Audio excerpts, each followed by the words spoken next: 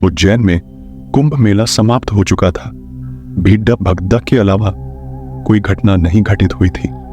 आशीष की मैट्रिक परीक्षाएं शुरू होने वाली थीं। उसने अपना ध्यान परीक्षाओं पर केंद्रित कर रखा था, लेकिन वह महाकाल की सेवा एवं त्रिलोचन महाराज की सेवा से मुक्त नहीं था। इधर महाकाल युवा समूह अपनी नई नई उपलब्धियों के कारण नित्य सफलता के नए सोपान को प्राप्त करता हुआ सनातन के ईश्वरीय अवधारणा के युवा आदर्श की अवधारणा की दिशा दृष्टि बन युवा शक्ति को प्रेरित प्रोत्साहित करता जा रहा था।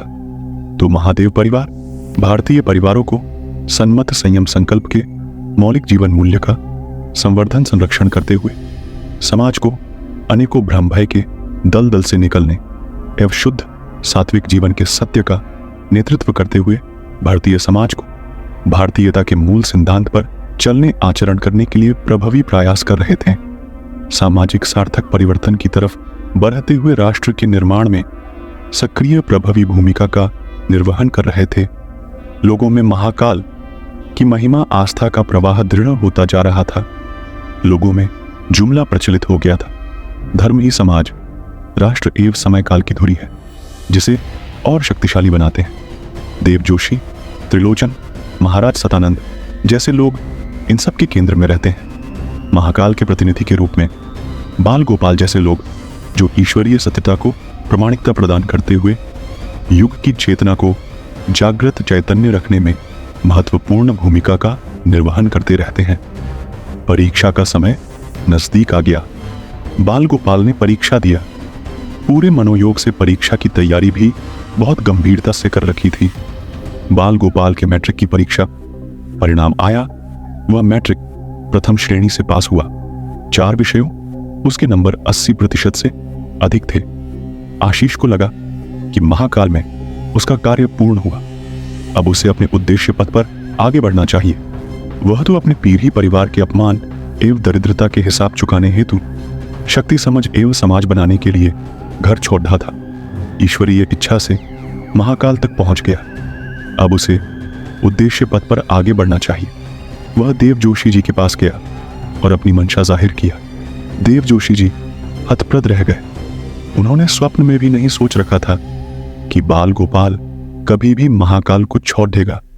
इतनी प्रतिष्ठा सम्मान उपलब्धियों को मात्र 19-20 वर्ष की आयु में हासिल करने के बाद कोई भी व्यक्ति क्यों उस स्थान को छोड़ रहने की सोचेगा भी जहां से उसने ये कीर्तिमान स्थापित किए हों।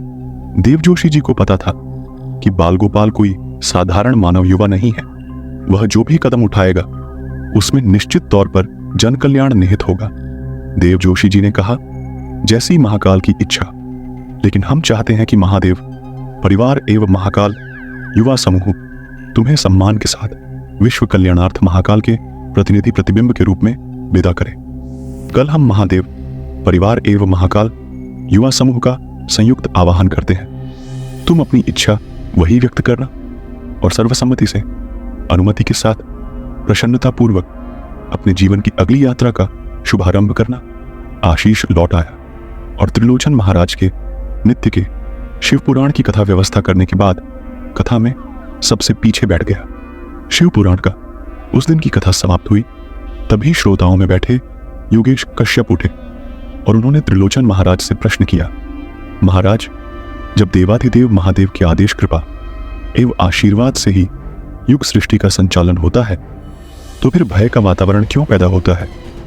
क्या महाकाल अपने भक्तों को भयाक्रांत भी रखते हैं? त्रिलोचन महाराज बोले, नहीं कश्यप, जो वो तो औगदीचदानी भोले भंडारी है। वो किसी भी प्राणी का अहित नहीं करते, सिर्फ कल्याण हेतु ही आशीर्वाद देते हैं। आप किस भय की बात कर रहे हो? योगेश कश्यप ने बताना शुरू किया, महाराज, खंडवा जनपद से मैं आया हूं। खंडवा में अहीर वंश के राजा आसा अहीर का बहुत भव्य किला है। जो लोग भी 12 ज्योतिर्लिंगों की दर्शन की प्रक्रिया परंपरा में महाकाल आते हैं, वो लोग ओंकारेश्वर भी दर्शन करने जाते हैं। रास्ते में राजा आसा अहीर के भव्य किले को देखने अवश्य जाते थे, लेकिन विगत 3-4 वर्षों से वहां जाने से हर कोई डरता है। डरने का कारण किले से दिन में भयंकर आवाजों का आना और जाने वालों का लापता होना है। किले की सीढ़ियों पर खून की धार बहना, एवं नर कंकाल के ढेर का होना क्षेत्र के लोगों में दहशत का माहौल बना रखा है। आसपास के क्षेत्र के कस्बाई एरिया या गांवों से निरंतर लोग गायब होते जा रहे हैं। विशेष बात यह है कि गायब होने वालों में कोई निर्धन नहीं होता, सभी संपन्न परिवार के लोग ही होते हैं। दूसरी विशेषता यह है कि गायब होने वाले परिवार का धन दौलत भी लापता हो जाता है। किले से चीखने चिल्लाने की भयावह आवाजें आती है। जितने भी चरवाहे भेंड़ा बकरी या गया भैंस लेकर गए कभी वापस नहीं लौटे। क्या यह महाकाल का क्रोध है या ओंकारेश्वर का रौद्र रूप? क्योंकि आसा अहीर के विरासत का किला महाकाल एवं ओंकारेश्वर के ठीक बीचों बीच स्थित है। लेकिन इतने भयानक भयावह वातावरण के बावजूद ना तो महाकाल के प्रति लोगों का स्नेह कम हुआ है, ना ही ओंकारेश्वर के प्रति क्या कारण हो सकता है। आप लोग तो प्रकांड विद्वान एवं सर्वश्रेष्ठ शिव भक्त हैं, कृपया बताने की कृपा करें। त्रिलोचन महाराज ने बोलना शुरू किया। योगेश जी, यह सत्य है कि भूत भंवर भोलेनाथ के परिवार में भूत बैताल पिचास स्वान श्रृगाल सिंह आदि सभी प्राणियों का समन्वयक परिवार है, मगर भगवान शिव ने किसी को यह आदेश या अनुमति नहीं दे रखी है कि कोई प्राणी किसी को भी बेवजह मारे या परेशान करे। योगेंद्र कश्यप बोला, महाराज, क्या महाकाल इस समस्या का समाधान देंगे? क्योंकि पुलिस प्रशासन तो लगभग हर तौर तरीकों को अपनाने के बाद हार मान लिया है। आशीष त्रिलोचन महाराज एवं योगेंद्र कश्यप की वार्ता को बड़े ध्यान से सुन रहा था।